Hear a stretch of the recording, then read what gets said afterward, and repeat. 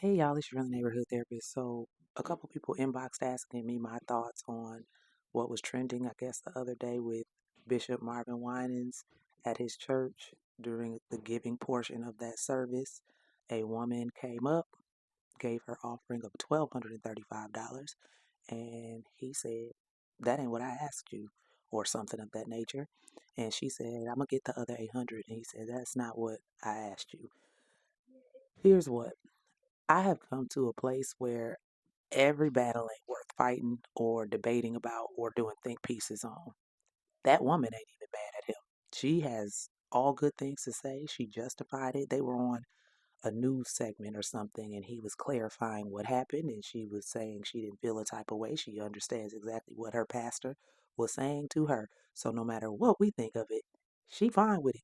And if she like it, I love it. Couldn't be me. And that's all I'm going to say on that. But what I will say, just tying it in, is it's quite funny how y'all got on here and still are on here calling Deante Kyle the Antichrist and a demon and demonic and all these things. And all that man asked y'all to do was critically think. Again, if you can justify what happened in that clip, then why can't you understand what he was trying to tell you to do? Like, I don't get it. But then again, I do. When you grow up in a certain belief system and you are indoctrinated a certain way, you will fight tooth and nail when someone tries to call out the wrongdoing or the thing that is not quite right. Now, see, my biggest thing is I have an issue with embarrassment and shame. So even if he was right in what he was saying to her, given the explanation he gave, even if he was right, do not publicly shame or embarrass me ever. That's just a me thing. I don't know how other people feel about that, but I do not like public embarrassment or shame, especially when it's unwarranted. It's no need for it. That's a grown woman with her child, and there was no reason for you to say that to her. But whatever, again, if she like it, I love it, but absolutely not. Now, here's another thing real quick because Deante Kyle just been trending for days now. The mask, the devil mask that he been wearing. First of all, he's trolling, but even if he was not trolling, y'all do realize that the image of Satan that we think of, the horns, the tail, the red, the beard, whatever, however you look at it, you do know that those images were historical creations through art and things like that, right? Y'all realize that? Because biblically, Lucifer, where Satan stems from, was the most beautiful angel.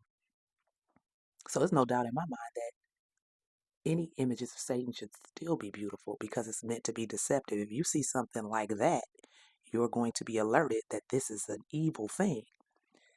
I don't think it worked like that. I think that anyone who is evil usually comes in a package that is beautiful.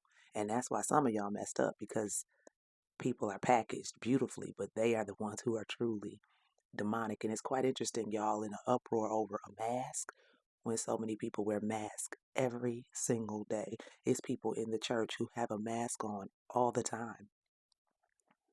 People wear masks of Christianity, mask of love, mask of goodness, mask of being a kind person, mask of not being racist. They wear masks all their life, and you never get to see the real them from underneath that beautiful mask, but you worried about the mask that Deante Kyle had on.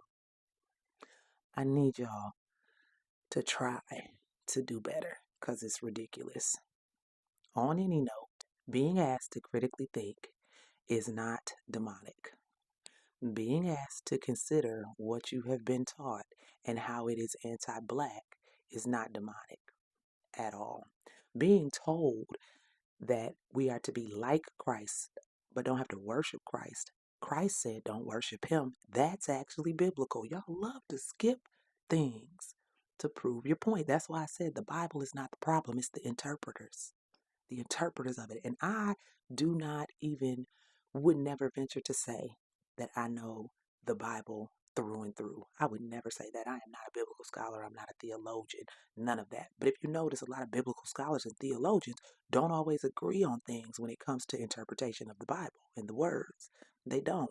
Hence why we have so many different schools of thought and so many different ideologies and so many different denominations under one faith. And y'all never question that. And that's part of the problem. But more so, the bigger problem is that you put your ideology and you put your interpretations and you put your own personal beliefs of what it means before you actually put loving people. I used to say all the time, regardless of all the other words in the Bible, regardless of all the other scriptures, Christ said, love God, love your neighbor as you love yourself. On these two commandments, everything else rests. Y'all can't even get them two.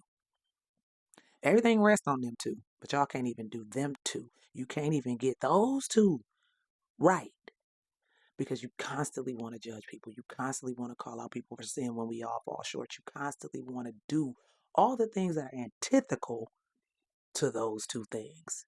And that's not showing love. I'm so sick of people saying, well, correction is love. Correction is love, but not the way y'all be doing it. Mm-mm. You're not going to convince me of that. But on any note, I hope that somebody hears this and thinks, well, maybe it's not a bad idea to critically think. Maybe it's not a bad idea to actually study and show thyself approved. Maybe that's not bad.